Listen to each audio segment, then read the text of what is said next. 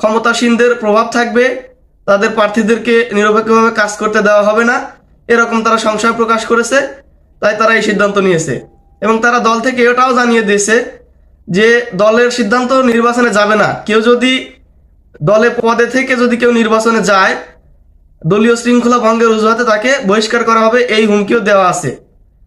খুলনাতে যারা নির্বাচনের প্রস্তুতি নিয়েছিল, খুলনা সহ প্রথম ধাপের নির্বাচনে গাইবান্ধা, খুলনা অর্থাৎ খুলনা বিভাগের বিভিন্ন ডিস্ট্রিক্টে যে প্রথম ধাপের নির্বাচন অনুষ্ঠিত হতে যাচ্ছে, তো সেখানে বেশ কিছু জায়গায়, বেশ কিছু উপজেলাতে তারা প্যানেল সেট আপ করেছিল জেলা পর্যায় থেকে। তো তারা সরে এসেছে এবং অন্যদেরকে সরে আসার তাগিদ দিয়েছে। যারা ফর্ম সংগ্রহ করেছিল তাদেরকেও ফর্ম জমা না দিতে নির্দেশ দেওয়া হয়েছে। তো জামায়াত ইসলামের আমির আজকে অর্থাৎ 19 এপ্রিল অনলাইনে একটি